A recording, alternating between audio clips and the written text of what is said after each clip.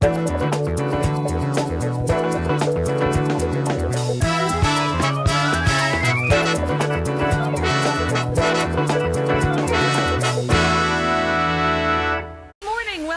the programme. It's there with you until 12 o'clock today. 51552 to text. You can WhatsApp 087 187 9200 or you can email Darren at rte.ie. We have a very busy show coming up for you this morning. We're going to be kicking off with things to do with referees. I mentioned this in the breakfast show. So Afric spent her Saturday getting stuck into the world of referees and she's going to tell us all about it. Daniela Moyles will be walking us through the heartbreak that no one talks about enough, the friendship breakups that can leave us worse off than any ex ever could. Aisling Frawley will be here to highlight the importance of mobility and paying attention to not just how much we lift but how we move. And Ali Hardiman is going to tell us about her film about the place where a midlife crisis meets Irish dancing. Yes, you heard that right. Here's Sienna Spiro. This is mentioned by that song the other day to producer Kate. I was like, that's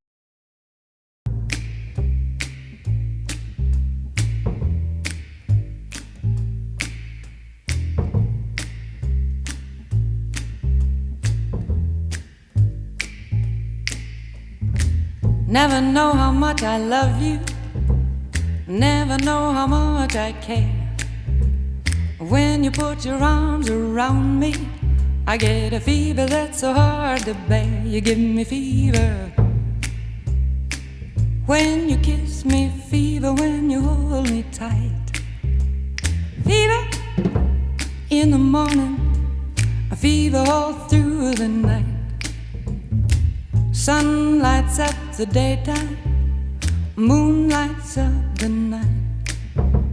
I light up when you call my name, and you know I'm gonna treat you right. You give me fever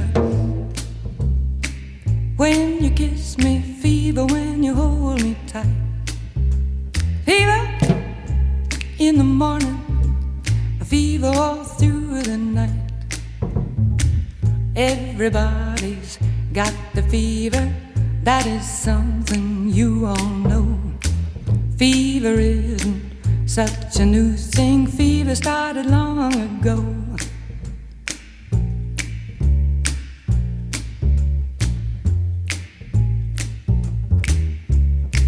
Romeo loved Juliet, Juliet she felt the same. When he put his arms around her, he said, Julie, baby, you're my flame, thou givest fever. When we kiss it, fever with thy flaming youth. Fever, I'm a fire, fever, yea, I burn forsooth.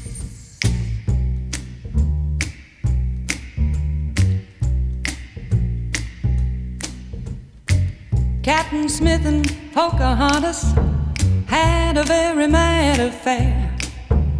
When her daddy tried to kill him, she said, Daddy, oh, don't you dare give me fever. With his kisses, fever when he holds me tight. Fever, I'm his missus, Daddy, won't you treat him right? Now you've listened to my story, here's the point that I have made. Chicks were born to give you fever, be it Fahrenheit or centigrade, they give you fever. When you kiss them, fever, if you live, you learn. Fever, till you sizzle, what a lovely way to burn. What a lovely way to burn. What a lovely way to burn. What a lovely way to burn. It is in The Devil Wears Prada too. So I was warm. I didn't get it, but I was warm. 51552 to text. You can WhatsApp 087 187 9200 or you can email Darren at rte.ie. Starting the programme, same way we always do, the stories that caught our attention here in the office this morning. So a new Morgan McKinley report has found most Irish workers say flexible working is key to whether they accept a job offer. So Morgan McKinley are a recruitment consultancy, and the firm found that 73% of employees in Ireland said access to flexible work impacts their decision to take a job. That's nearly 10% above the global average of 64%. There is a bit of a lack of trust between employees and employers, though, because also in the report it said 49% of workers said they plan to actively look for a new job over the next 6 months, i.e. they're afraid their job might go, or, there'll be job losses or reduction in staff numbers. But only 63% of employers said they have no plans to reduce staff numbers.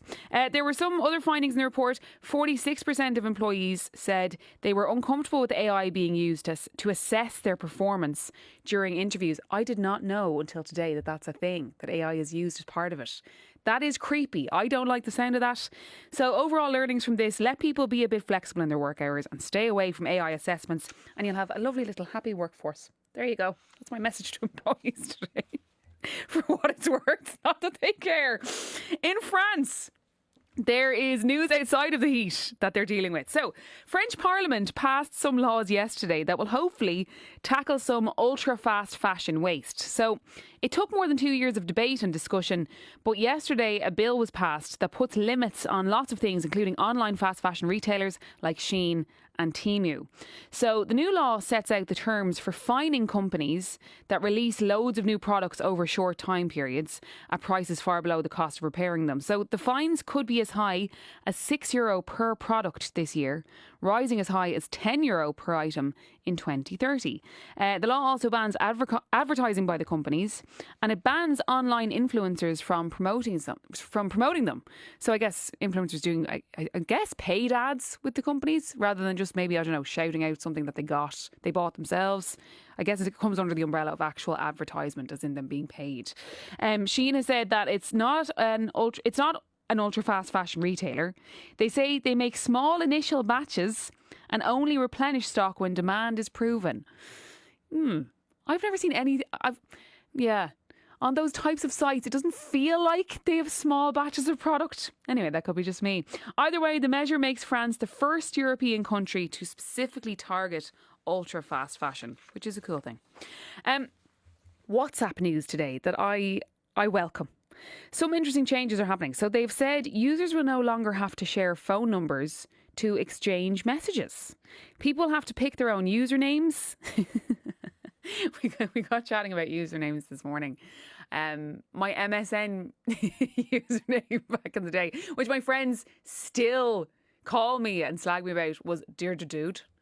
Yeah, it was dearthedude@hotmail.com. Don't email me. I don't have access to it anymore. That's what used to come up for my... I think there was maybe a little asterisk in there as well, a little star, and some other little sideways smiley face at some point too. What was yours? Let us know, 51552. So Meta say the move is designed to protect the privacy of your phone number. Now I'm like, why wasn't this always a thing? Where like you're part of...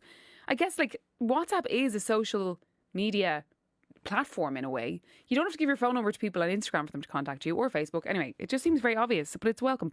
So the change means that when you're added to, say, like a big group, your number is no longer being automatically shared with everyone, that you're just kind of brought into the group with your username. As with all these username situations, it's first come, first serve, and they're being gradually rolled out worldwide over the coming months. So hey, no one go and take Dear the Dude. That is mine. Any Dearens out there? By the time we get it, we will likely be back to, underscore hun, dear underscore de underscore dude underscore heart kiss kiss exclamation mark. You can't have that one either. That's mine. Sons and daughters. So this has been confirmed. Confirmation that you didn't imagine it. Particularly, I guess, if you're from a family where it's boys and girls, right? I'm just from an all-girl family, but I do still find it very interesting. So a study has found daughters and sons are treated differently. Good old Rachel Galvo, she'll love this. If you know Rachel Galvo, the comedian, we've had her on the programme, but a lot of her greatest Instagram reels are about this, the different ways daughters and sons are treated. Researchers found daughters are given more advice on dating and relationships, as well as getting more protection and financial support. Okay, so that's a positive. Sons, meanwhile, are encouraged to be competitive, get help with sports and athletics, and are allowed more sexual freedom. A few things were still equal between the genders, however, with both sons and daughters getting the same amount of education and career support. So that's good. Any funny stories in your family? I'd love to hear them. 51552, where it's glaringly obvious how differently the sons and daughters are treated. 51552, WhatsApp 087 1879 200. Now on to relationships. God, we're really covering it all this morning. On to relationships. And yet again, another trend. The promises to make your life better. This one is called the sunset clause. So the basis is that when two people get together, they agree on a date, an actual date, when they will either commit to one another or move on. It's that simple. It's solid. The trend promises to avoid a drawn-out breakup or years of loveless coupledom. So it stops those relationships where I guess one person is super into it and all in and the other one's kind of like, yeah, I'm happy to just coast. So look, it's easy to be pessimistic about this one, but I think it sounds like a healthy conversation. You know, it might feel like it's a ticking time bomb waiting for the date to arrive because you don't know what way your other half is going to go, or you're sure that you want out by that date. Also, does it mean that you just can't bow out before that date? Are you locked into this date? What do you think? Is the sunset clause the way forward? Do you think it's a good thing? How do you manage healthy check-ins with your relationship as well? Because we all have it. You know, when you have something that you're itching to say to your other half and you're like, I know today isn't the day because I need to pick my battles because they have this and that going on. Should we just put a date in the diary to talk about this? Do you do that? Like, do you have? I'm gonna hook the name or the word hygiene onto this. Do you have good relationship hygiene? I actually hate it so much when people talk about sleep hygiene. Anyway, do you have good relationship hygiene? Have you ever set a time scale for, you know, let's revisit this topic in 2 months? And does it work well for you? 51552 or WhatsApp 087 187 9200. And bit of public warning here. Lily Allen is playing Three Arena tonight and tomorrow. But she has made a bit of a statement overnight because the tour is getting some criticism. So fans have been venting their frustrations after her performance ran for just 50 minutes at a recent gig. They also said there's no fan interaction, but she has kind of clapped back at that and said it's intentional. She said it's not a straightforward concert with the throwbacks and the Olays that we might expect. To be fair, who would expect Olays from Lily Allen? Even if she's in full throttle, I don't think I'd expect an Olay chant. So the show has always been advertised as Lily Allen performs West End Girl. So it's a run through of her album from start to finish. There's 14 songs adding up to about 44 minutes, and then I guess give or take what's going on and off the stage, we give her a few extra minutes. So she said that not breaking the fourth wall helps with the storytelling. That's fair. That's the way she's sold it. And the album is a story, so you can see why she, you know, wants people to stay in the narrative. So but reviews of the performance itself have actually been positive. So anyone heading tonight and tomorrow, you will have a great time. Just be prepared. It isn't a main stage EP festival type performance. It's more of a show with a fourth wall. If you are heading, enjoy it. But yeah, let us know your relationship hygiene. Sorry, I hate it. But anyway, 51552 WhatsApp 087 187 9200.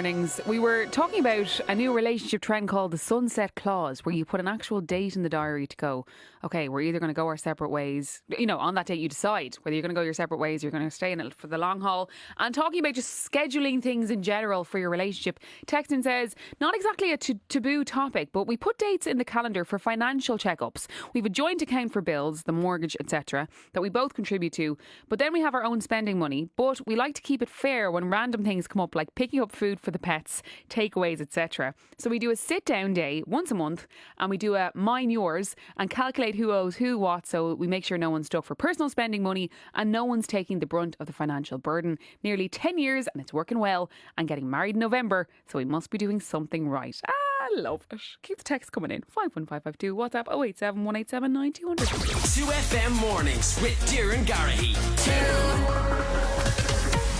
Sponsored by Maxol. Coffee O'Clock. Download and sign up to Maxol Loyalty and bag a free Rosa coffee.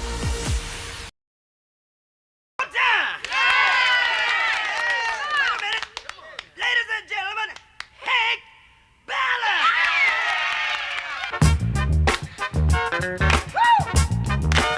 Sing it, Hank! Sing it, bro! Only you make me do what's right. Only you would never get a fight. Only you take me by my hand. Only you claim that I'm your man, that I love you. I love you. I'm digging you from the love side. Only you set my soul on fire. Only you feel my heart's desire. Only you can make me feel so free. Only you to be so good to me, and I love you. I love you.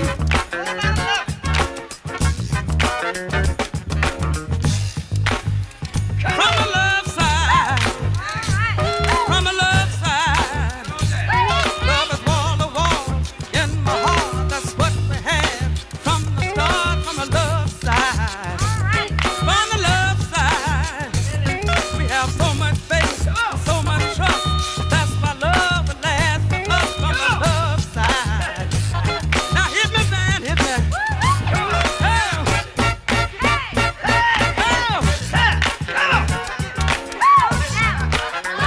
Only you make me lose my cool. Only you can never make me a fool. Only you stay right by my side. Only you let me keep my pride. And I love you. I love you, baby. I love my baby.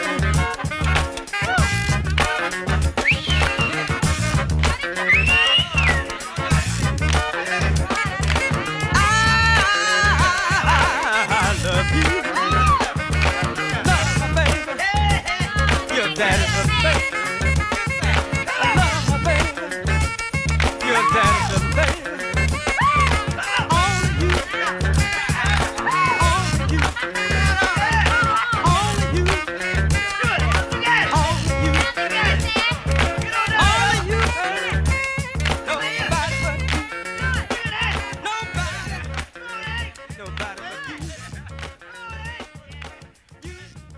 Is here on 2FM Mornings. It's 10:26 if you're just joining. 51552 if you'd like to text and get involved. Now, most of us have shouted at a referee from the sidelines, or at least the couch, at some stage in our lives. We're all guilty of a little bit of that. But very few of us would actually put our hand up to do the job ourselves. GAA matches don't happen without referees, and clubs right across the country need more of them. At the weekend, Africa went to find out how the pathway from refereeing Go Games to All-Ireland Senior Finals actually happens. Africa, first of all, sport. Sport. What exactly is the Leinster Referee Academy. And what was the day like when you arrived on Saturday? It was actually, I was so nervous going out there because I'm not a sports gal. I know I give off, she could do anything kind of vibe, but no, as it turns out, no. So we went out to Abbottstown at the National Games Development Centre in Abbottstown, which is the most unreal facility. It's out where, you know, the National Aquatic Centre is and all that kind of stuff. So Yes. it's just sport. And they hold the academy out there. So the idea behind it, right, is to give people who are refereeing at club and county level a pathway to getting to provincial level and then onwards to kind of national level refereeing, right? Okay. So it's basically about getting these people who are doing, because it's all grassroots, it all starts in your local club and all that kind of stuff. But to get to the very highest levels, like to say refereeing a All-Ireland semi-final in Croke Park or whatever it is, that's where you kind of get the pathway from, is Okay. it's academies like this. So a lot of us assume referees would, you know, learn the rules. That's about it. They go Yeah. off and do the job. Yeah. But there's a lot more going on. They didn't appreciate it when I suggested that. That wasn't well received. That wasn't well received, but there is loads more going on than that. So when I arrived, all these lads and girls as well, there's women there too, are in the gym and they're doing strength training and they're doing squats, they're doing pull-ups, they're doing all kinds of stuff. They were doing their strength training and then later in the morning they were being taken out to do speed tests and cardio, Oh which my is God. horrifying. Kind of like the bleep test from school. Exactly like the Oh, bleep test no. from school, No. except there's cameras on you. Oh, There's- hell. Hell. Can you imagine? I actually couldn't go. So, because when you think about it, right, the referees, they might not be playing the game, but they have to be moving as fast, if not faster, than the players on the pitch. So they have to be super fit. Like actually match fit. Match fit, exactly. So if you want to referee a match, particularly at these highest levels, all these teams, like the senior teams, are getting fitter and fitter as time goes on. So the referees have to match them, and that's what all the lads were doing when I was there. Who did you get to speak to while you were there? I thought they would. Who'd you interrupt? Who did I interrupt in their day? Well, I interrupted several people as going about their day, but I thought they'd all hate me and be like, this one coming in, I have absolutely no idea what she's talking about, and I don't have any idea what I'm talking about when it comes to this, when it comes to GAA with this stuff. They could not have been nicer, this crowd of people. They explained everything to me, and the first person I spoke to was Kevin McDonnell. He's really young, he's in his early 20s, he's been refereeing since he was 16, and he told me a little bit about the academy and how it works as a pathway to refereeing bigger matches. Yeah, it's just getting yourself up to a certain level. So the academy get brought in and you're kind of helped coach by a senior referee. So you get put into kind of the more, I suppose, tier 2 games essentially. So you get kind of an opportunity to get coached by a senior referee, do kind of 2-tier games and just get that bit of experience at kind of inter-county level, but you're still refereeing at a fairly high standard as well. What pushed you into refereeing? Because you're very young. When I was young, so I've been refereeing since I was 16. The honest answer is money initially, pocket money. But then as I kind of progressed through refereeing, I just got kind of a taste for it a bit more and more. Injuries played their part in playing, so I'm still playing a little bit of junior football, but I would have been playing kind of adult, senior if those maybe injuries hadn't happened. So yeah, it was just a great way to stay in the game, a great way to stay fit, and yeah, I just absolutely loved it. So the last kind of 4 or 5 years I've been refereeing in adults in Dublin. So this year I just wanted to kind of push myself that little bit further and see how far I can take it really. What's the next level for you? Where do you want to be next level and then, say, 5 years' time? Yeah, like I suppose it goes the academy, then you're on kind of the development panel in Leinster, so that's where you kind of get the more senior under 20s minor games, and then you progress further onto that would be Club All-Ireland final and so on. So it's kind of just a pathway. It's a kind of a 2 or 3 year journey which you kind of have to buy into, and then yeah, like hopefully if everything goes well, it would be to probably go to the national panel, so that would kind of be the goal then in maybe 3 or 4 years, maybe 5 years, depending on, you know, I suppose opportunities have to come your way as well, and when you get those opportunities, you grasp them as well. I just love the idea. Like he's brilliant, and he's you know, he's on his way now. He's going to be refereeing All Ireland finals, Yeah. you know, in a couple of years. But I loved the fact that when he was 16, he was like, did it for the cash. Needed a few bob. Needed a few bob. He's like, what a silly question. Exactly. I asked him as well about Kevin. I asked Kevin about refereeing and what it is about it that he loves so much. Picking up the whistle from a very young age at 16, doing under 8s at that age, I got a feel for it, and it was just good being out early, and essentially you have the best view on the pitch when you're doing games. So like I was fortunate enough to do a good few games this year with Leinster, but like you are the best spectator at the end of the day, and once you're in a game, it's just you don't lose yourself in it because you have to have concentration, but you're almost playing yourself. Flow state. Yeah, exactly. Like you can kind of see a run that needs to be made, and you're almost like putting yourself in that position. But yeah, it's really enjoyable rather than being on the sideline. It's being in that centre of the pitch or going up and down the pitch with the players as well. So Flow state, Darren. Flow state. Could you hear me there? Was I close enough to the microphone, do you think? That's good. Flow state. Flow state. That's good. So I guess the point of the academy is to get guys and girls who have been refereeing in their county up to the next level. Yes, exactly. And to do that, they're overseen by provincial and national panel referees at the academy. And one of these was Sean Stack. He had literally the weekend before been refereeing the All Ireland quarterfinals in Thurles.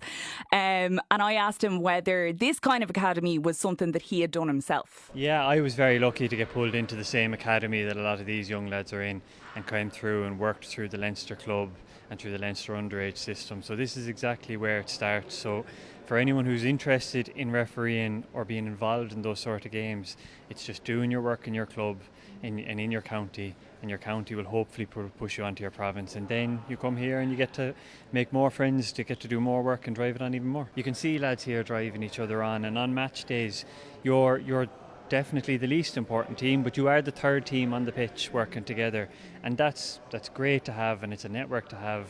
And for myself, at whatever level, I finished up my playing career and got into another team, and it's been one of the most enjoyable things I've done in my entire GA career. In my opinion, it's the closest thing to playing. You get to put on gear, you get to go out, you get to try and perform on the day. For my view, it was I do a bit of coaching and did at the time, but this is the closest buzz to going out on a game day and being part of the on-field action. Oh, lads, he was such a lovely fella. Real quiet. It's so funny because he's real quiet, real kind of serious, but he's out in, you know, the middle of 50,000 people or whatever it was, and he has to be in charge of the whole game and the whole thing. It's wild. But one thing that might surprise people as well, we talked about it a little bit before, is how fit referees have to be. Yeah. Jamie Queenie was there as well. He was conducting the fitness tests outside, and I chatted to him. I'm Learning and Development Manager with Leinster GAA. So today we're looking at, we're doing a round of testing with referees, both on our academy and our provincial panels. So I am looking at these lads here. I was just inside in the building inside. They're doing squats, they're doing, you know, lifts, they're doing the whole lot. And you have them out here as well. They're doing speed tests. Yeah, well, we're running through currently just a 30-metre flat-out speed test. So, look, as you know, the game of Gaelic football and hurling is quite fast, and these men and women need to be able to move from A to B quite quickly. So this has given us a good indication of where they're at from a speed point of view. You have to be so fit, and it's like the speed of some of these lads is unbelievable. Yeah, look at they're like, I mean, we consider them athletes. I mean, and I think they consider themselves athletes as well. A lot of these guys are playing at the highest level, and when I say playing, I mean refereeing. But they're in Croke Park refereeing All Ireland quarterfinals, semi-finals, and stuff. So yeah, they need to be as fit, if not fitter, than the players who are on the pitch beside them. Avril, did Jamie talk at all about the need to be mentally strong? Because I guess that's the thing that might deter people, because it can be so difficult, I'm sure. Completely. And I asked him about this. I asked a couple of people about this actually, and Maurice Deegan, who I'll talk to in just a sec, also had things to say about it. But Jamie, I asked him about kind of the mental strength you need as well to be a referee. He challenged Not only me. do we do the fitness work that we're doing here with them, but we do things like mental skills training and things like that as well, which really helps them focus on, becoming the best on the field of play. Somebody who's, say through injury, not able to play anymore at the same kind of intensity, refereeing seems to be another way, as well as coaching, to stay in the game. Definitely, and I mean, it's something we're trying to encourage is more younger people in particular, but not only younger people, maybe players who have retired from the game, to get back into refereeing, because look, it probably gets a bad rep when you see some of the negativity around some of the decisions and things like that, but they're only the small things that you see. Everyone sees the bad things, but if you talk to any of these guys here today, they'll tell you how rewarding it is to give back, and that's what we're trying to encourage is younger people, but the more people who are retired players coming back into the game and giving back to it. So that was Jamie Queenie, Leinster Development Manager. And finally then I got to talk to Maurice Deegan, who is the chairman of Leinster Referees. He was producing me all day. He was amazing. Go on. He was like, you're going to talk to this person, then you're going to talk to this person. I was like, amazing. He is from Stradbally. He's in County Laois. He has refereed up at the very highest level, All-Ireland Senior Football Finals. There's a picture of him on the wall on the campus, and he explained to me what it is they're trying to do with the Leinster Referee Academy. A year ago, we looked at starting up an academy, and my predecessor, John Bannon, was one of the mainstays behind that. And my ethos on it is try get the referees in early, in young, try keep them or retain them as best we can. But what we're also doing, what I've also tried to do this year is, especially in the minor and the under-20 championships in Leinster, is to try give them matches. This is where you're going to test them. You give them the matches, and if they perform, then they'll push themselves on. Refereeing is like playing football or hurling. It's like a career, it's like a pathway. And I'm trying to set up a proper pathway for these young referees coming through that are 23, 24, 25, 26. And then they can see at the end of the tunnel, they should be trying to promote themselves to try referee at national level. They want to be refereeing the likes of the Corks and the Kerrys of this world. I'm just here to try help them, support them, put the proper structures in place, and at all times push them to their limits as much as we can. That's Maurice, and I asked him as well what someone, if you're listening to this, you're interested in getting into refereeing, how someone should go about it. Obviously, you go to your administrator in each county, or in your club. You go to your own club. As we were talking earlier, the community-based, the J is all about community. So you go to your own club secretary, your own club chairman. Tell your club chairman that. Could be the fella that's living next door to you. Could be your father. Could be your mother. Doesn't matter. Do you know what I mean? You just go to, what you do is you just go, tell them that you're interested in refereeing. Start from there. They'll contact, obviously, the administrator in each county, and they'll get you up and running. Then when you're after being refereeing in your own county for a year or two or whatever, and you might start refereeing go games, under 12, under 10, under 8s, on a Sunday morning in Timahoe and Stradbally, my own club. Do you know what I mean? And that's how it starts. Do you know what I mean? And you have to start somewhere. So start there, and then the process then will kick in. Start with your county, then we'll bring them into Leinster. Then from Leinster, then we'll bring them. Then you go on to national. Refereeing is not only just about going out and refereeing the middle field. There's a social aspect to it, which you can see here this morning. The way everybody is mixing. I'm after having to give out a few. You were giving out there a few minutes ago, yeah. I was giving out a few of the lads for running off with jerseys that they shouldn't have been, and there's a great social aspect to it. Maurice is your good pal now. Maurice and I are like this. He wanted to get me doing fitness tests, and I said, Maurice, sorry, I have to get out of here. Sorry, apologies. Somewhere to be. Good luck, Maurice, I'm sorry. somewhere to be. I'll be back to you. If you like the sound of that, Leinster GAA run loads of referee training courses. Just look at leinstergaa.ie to see theirs. But like Maurice said, they're run across the country, so just ask around. Our sporting gal. The sports journalist. Africa O'Connell, thank you. 2FM Mornings with Doireann Garrahy. Sponsored by Maxall. Get off to a flyer this morning and bag yourself a tasty brekkie roll and Rosa coffee at Maxall. You got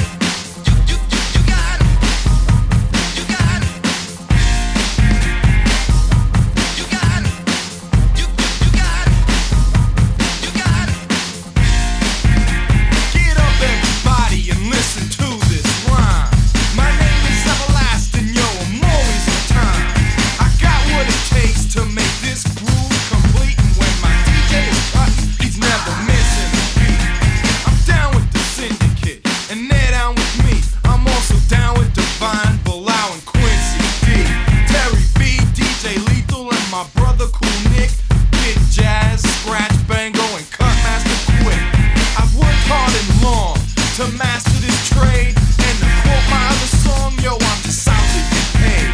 So sleep on me now, for my time will come.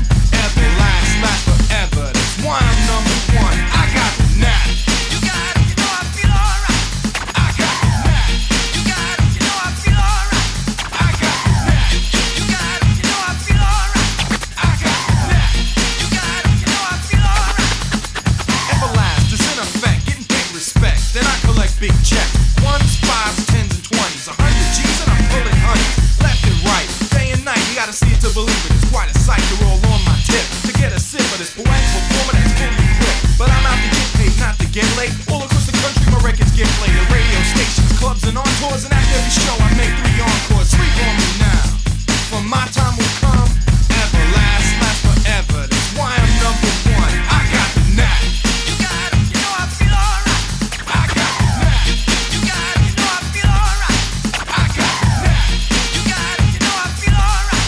I got the knack. Oh, yeah. Hit me. All right, check this out. Step up, place your bet, and I'll serve your portion. But first I must issue just one word of caution. Dope lyric presentations on my soul notoriety. Everlast is on the rise, moving through society. My voice is moist, reciting choice vocals, respected worldwide and feared by locals. Popping junk out your punk mouth, making bets. It's too late for regrets. It's time to pay your debts. EVERLAST is the name that I bear. A poetic demigod with skin that's fair. So sleep on me now, for my time will come. Everlast, last forever. That's why I'm number one. I got the knack. You got it, you know I feel alright. I got the knack. You got it, you know I feel alright. I got the knack. You got it, you know I feel alright. I got the knack. You got it, you know I feel alright.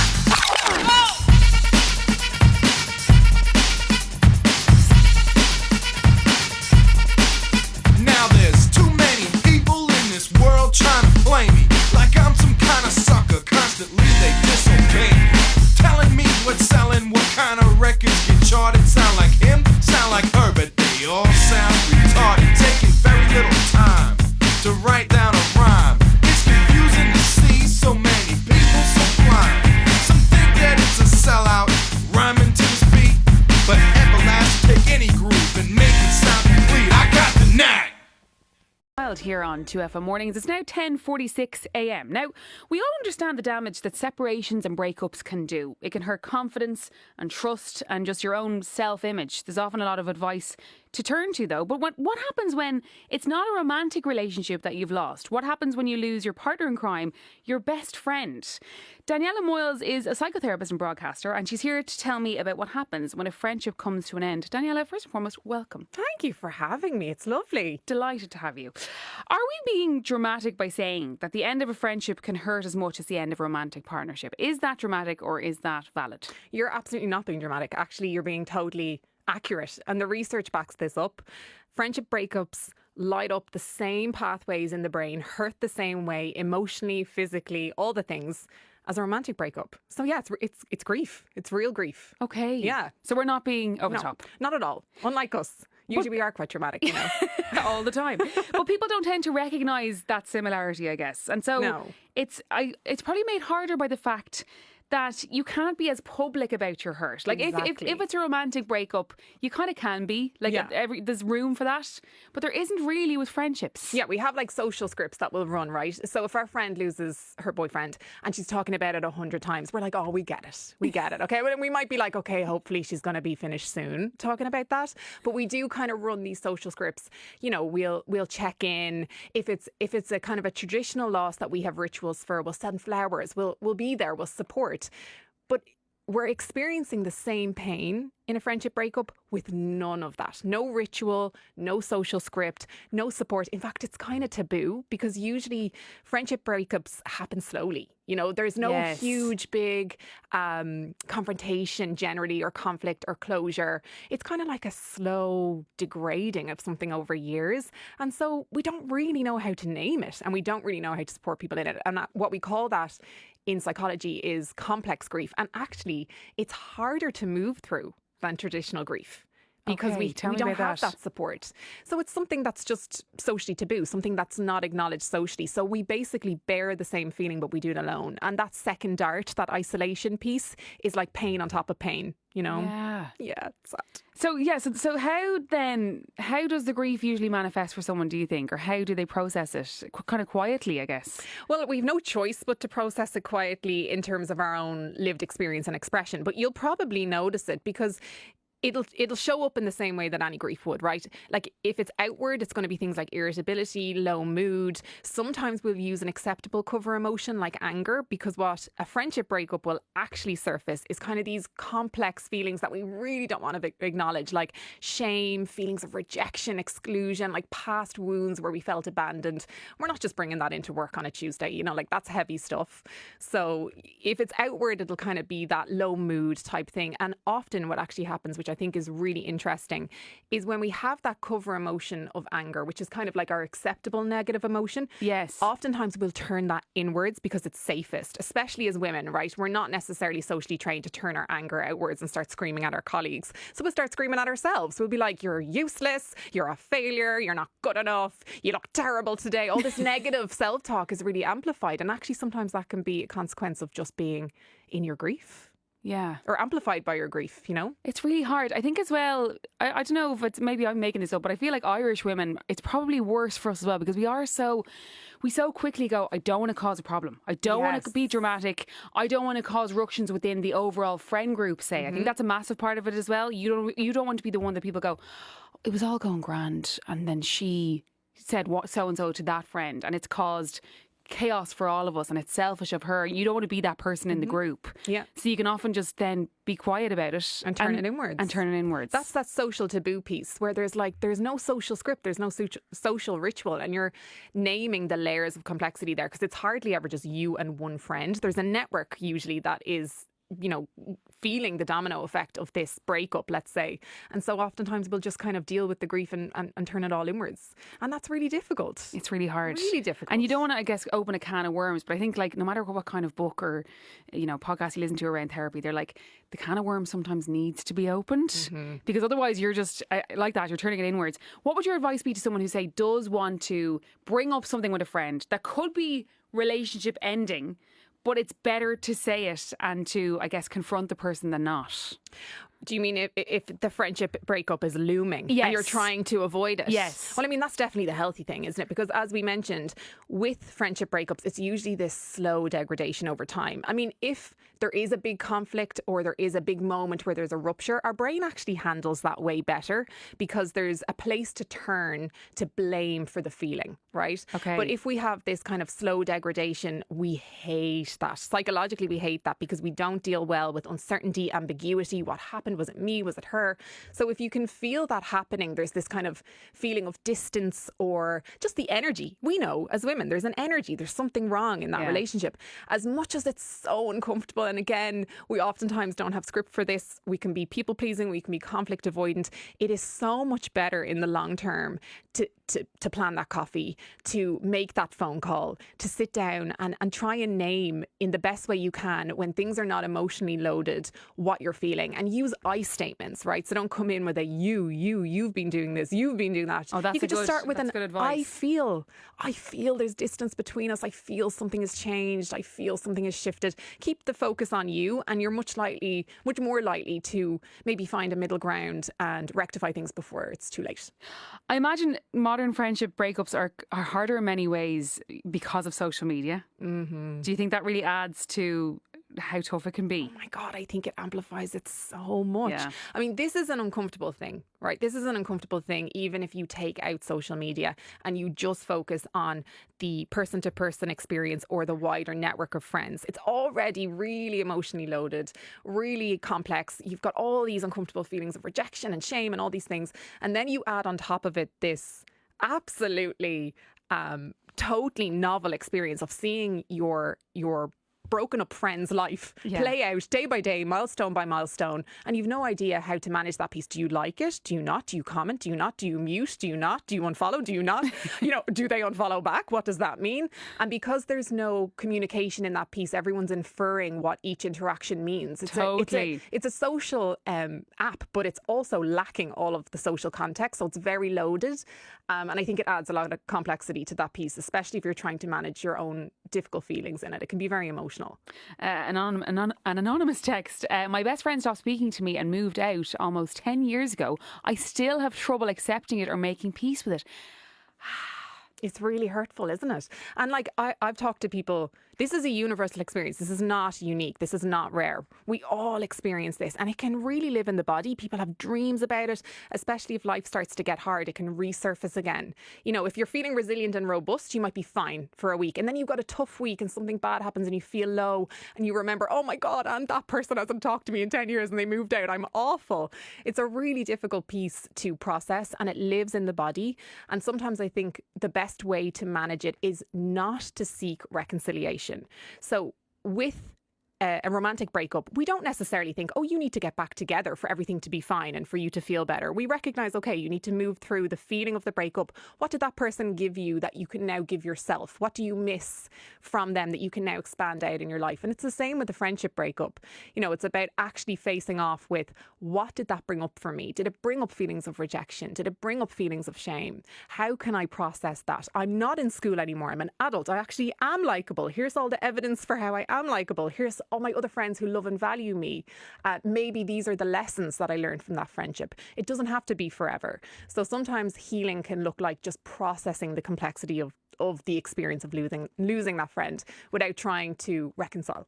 Do you think it's really normal for, I guess, particularly women and in their 30s, right, where you're in that kind of age bracket of some people, it is that weird stage where some people might have 3 kids, some people might still be single, and then there's everything in between. Yeah. And sometimes that can mean that people just grow apart, and you don't need to have a conversation about it. Do you think it just happens, and that we need to normalise that that's something that can just happen? And it's just the way things are. A lot to be said for not taking things personal. And I don't want to say that lightly, because this is a hurtful experience. And sometimes it is personal. It feels really personal. But that is so beautifully put. Like, sometimes it just isn't personal. And it's not that deep. And sometimes if we have that old wound where we're vulnerable to that feeling of being abandoned, we can take it personal and spin a narrative, right? Oh, that person doesn't like me anymore. Or they don't care to be around me anymore. Or whatever narrative helps us to make sense of it in the way that feels right for us. But sometimes it really isn't. It isn't that deep. And it is just like life circumstances, and it is just busyness and schedules, and that doesn't feel nice. It's still really hard to process that life has gotten in the way of a friendship. But if that's the case, maybe again it's a conversation. It's a conversation, and it's making an effort and seeing where you can try to make space for that friendship if it's really something that you care about and something that you want to keep in your life. Daniela Moyles, a joy to have you today. Thank you so much. You can find Daniela online. Just head to Daniela Moyles on social, or if you're interested in psychotherapy work, head to The Still, where she writes about topics just like today's. This is RTE 2FM, the sound of the nation.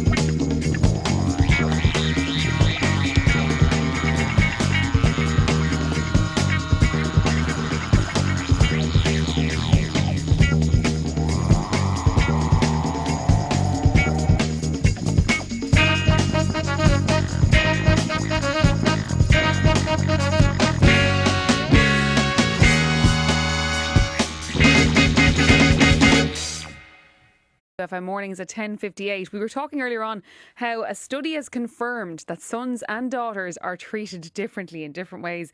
Texting saying, "Morning, Darren. There were 6 in my family, but if we were having lunch and one of the boys arrived, Mum would be like, 'Oh, he's here! Quick, stick on the kettle and make a sandwich for him.'"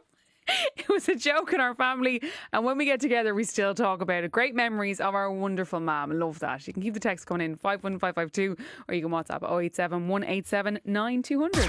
2FM mornings with Darren Garrahy.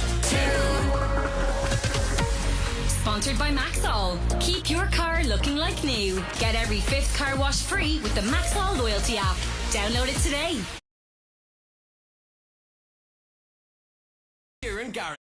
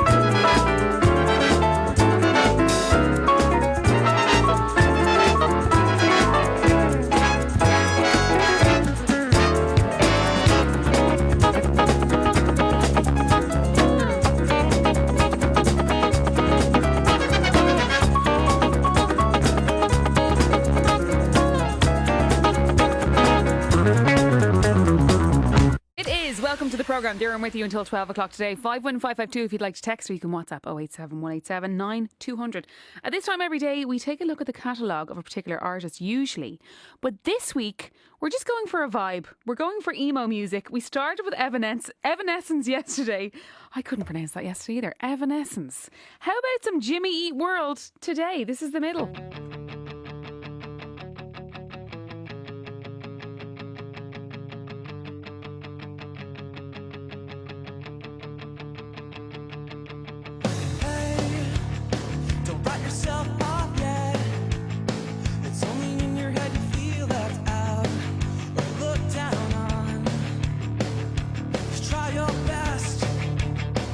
Everything you can, and don't you worry what they tell themselves.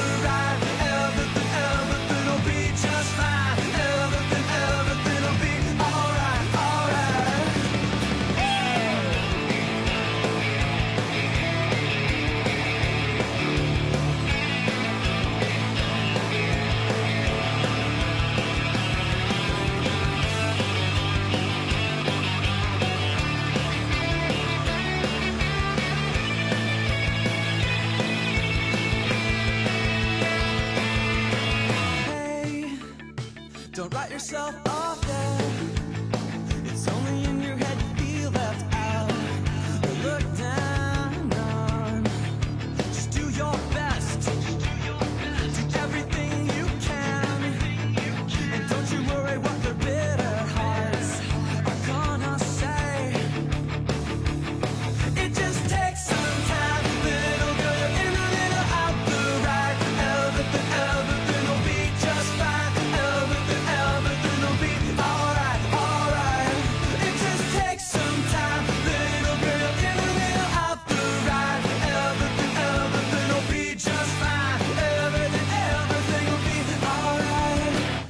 Jimmy World, that is the middle here on 2FM Mornings. It is now 11:07. Now, we all know strength, cardio, flexibility are the core tenets of fitness.